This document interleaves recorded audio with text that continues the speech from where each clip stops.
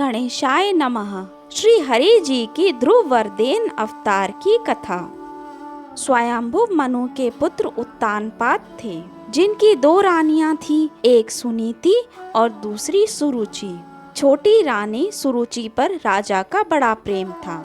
उससे उत्तम नामक एक पुत्र हुआ और सुनीति से ध्रुव जी हुए। राजा प्रायः सुरुचि के महल में रहते थे।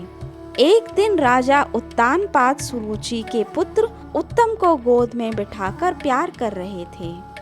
उसी समय ध्रुव जी बालकों के साथ खेलते खेलते वहां पहुंच गए और पिता की गोद में बैठना चाहे, परंतु सुरुचि के भय से राजा ने इनकी ओर देखा भी नहीं।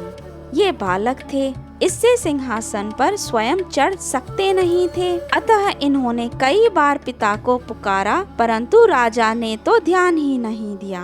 तब सुरुचि राजा के समीप ही बड़े अभिमान पूर्वक बोली, वत्स, तू राजा की गोद में सिंहासन पर बैठने की इच्छा करता है, तू उसके योग्य नहीं है। तू ये इच्छा न कर, क्योंकि तू हमारे गर्भ से उत्पन्न नहीं हुआ।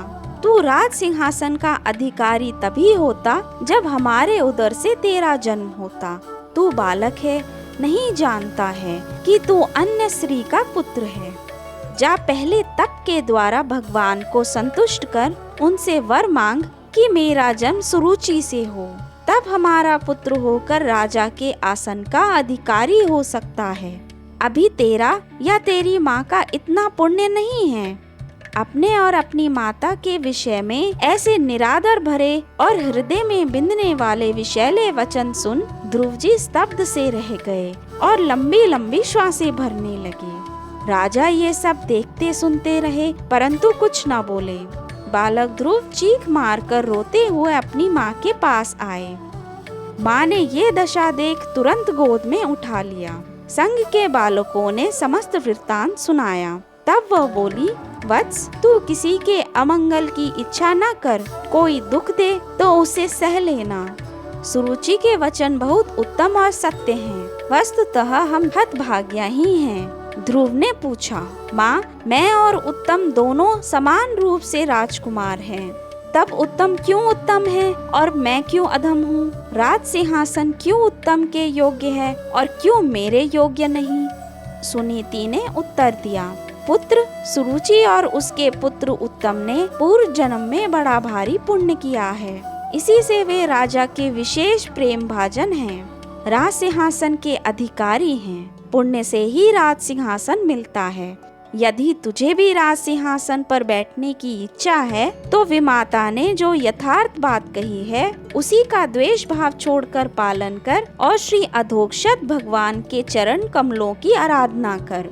उन श्री हरि के चरण कमलों की आराधना करने से ही श्री ब्रह्मा जी को भी वह सर्वोत्तम पद प्राप्त हुआ है, जिसकी मुनि जन भी वंदना करते हैं। माता के ऐसे वचन सुनकर बालक ध्रुव यही निश्चय कर माता को प्रणाम कर और आशीर्वाद लेकर चल दिए। श्री नारद मुनि ने जब ये सुना तो बड़े विस्मित हुए कि अहो, क्षत्रियों का कैसा अद्भुत तेज है। वह थोड़ा सा भी मान भंग नहीं सह सकते। 5 वर्ष का बालक इसको भी सौतेली माँ का कटु वचन नहीं भूलता है। प्रथम तो नारद जी ने इन्हें आकर समझाया बुझाया कि घर लौट चलो, हम तुम्हें आधा राज्य दिला देंगे। भगवान की आराधना क्या खेल है, योगी मुनि से भी पार नहीं लगता। ध्रुव जी ने उत्तर दिया, मैं घोर क्षत्रिय स्वभाव के वश में हूँ। सुरुचि के वचन रूपी बाणों से मेरे हृदय में छिद्र हो गया है। आपके वचन इसी से उसमें नहीं ठहरते। आपने कृपा करके दर्शन दिया, तो अब ऐसी कृपा करिए कि मैं शीघ्र ही श्री हरि को संतुष्ट कर वह पद प्राप्त कर लूं जो त्रिलोक में सबसे श्रेष्ठ है, तथा जिस पर मेरे पिताजी और दादा और दूसरे कोई भी आरूढ़ नहीं हो सके हैं। देवर्षि ने कृपा करके द्वादशाक्षर मंत्र अर्थात ओम नमो भगवते वासुदेवाय का उपदेश दिया और मधुवन में जाकर आराधना करने का आदेश दिया।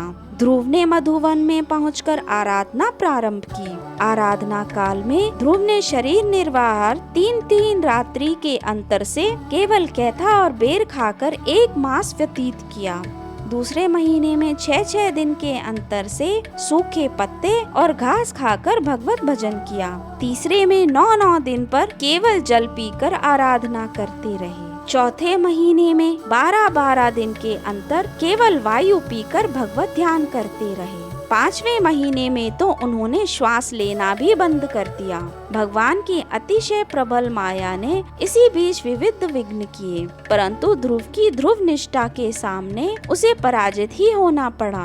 ध्रुव के तप से तप्त देवताओं ने भगवान श्री हरि जी से पुकार की। भगवान तो ऐसे महाभागवत का दर्शन करने के लिए लालायित ही रहते हैं। वे गरुड़ पर आरूढ़ होकर मधुवन में आ गए। प्रभु का दर्शन पाकर बालक ध्रुव को परम आनंद हुआ। वह प्रेम से अधीर हो उठा। उसने पृथ्वी पर दंड के समान पकड़कर उन्हें प्रणाम किया। हाथ जोड़े हुए, सिर झुकाए, विनयावनत बालक ध्रुव प्रभु के सामने खड़े होकर स्तुति करना चाहकर भी नहीं कर पाते थे। सर्व अंतर्यामी श्री हरि ने कृपा करके अपने वेदमय शंख को उनके कपोल से छुआ दिया। ध्रुव को तत्काल दिव्य वाणी प्राप्त हो गई और वे भगवान की स्तुति करने लगे। इस प्रकार भगवान ने ध्रुव को वर देने के लिए श्री हरि अवतार लिया। इस प्रकार से थी श्री हरि जी की ध्रुव वरदेन अवतार की कथा। धन्यवाद।